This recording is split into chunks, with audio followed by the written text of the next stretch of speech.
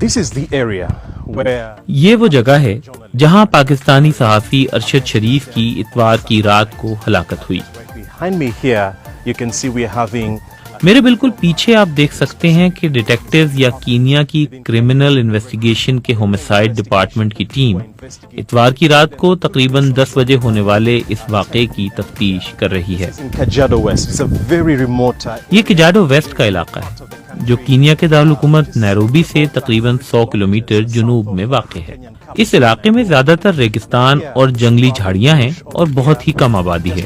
کبھی کبھار مسائی کمیونٹی کے لوگ اپنے مویشیوں کے لیے گھاس اور پانی کی تلاش میں یہاں سے گزرتے نظر آتے ہیں. water and pasture. Now the official police ابھی تک آفیشیل پولیس سٹیٹمنٹ کے مطابق جس گاڑی میں ارشد شریف سفر کر رہے تھے وہ پولیس چیک پوائنٹ پر نہیں رکی تھی.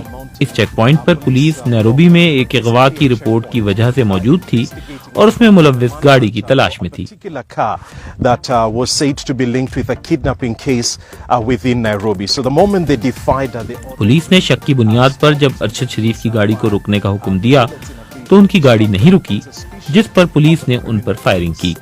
اب جاری کردہ بیان میں کہا گیا ہے کہ یہ ایک غلط شناخت کا کیس ہے. identity.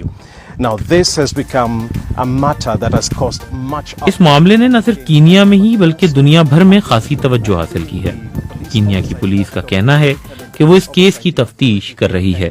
یہ سب کچھ ایک ایسے وقت پر ہوا ہے جب کینیا کی اسپیشل سروسز یونٹ کے 4 پولیس اہلکار ماورائے عدالت قتل اور جبری گمشدگی کے الزامات کے کیس میں زیر تفتیش ہیں. judicial killings and forced disappearances. Now this unit Kenya کے نئے صدر ولیم روٹو نے اپنی پہلی تقریر میں اس یونٹ کو ختم کرنے کا اعلان کیا تھا کیونکہ اطلاعات کے مطابق اس یونٹ پر انسانی حقوق کی خلاف ورزی کے الزامات ہیں. of human rights. اور یہ ایک ایسا مسئلہ بن گیا ہے جس نے نہ صرف کینیا میں میڈیا کوریج حاصل کی بلکہ کینیا سے باہر بھی اس بحث کو جنم دیا ہے کہ کینیا کی security authorities high profile murders میں مبینہ طور پر ملوث ہیں. that have taken place in Kenya.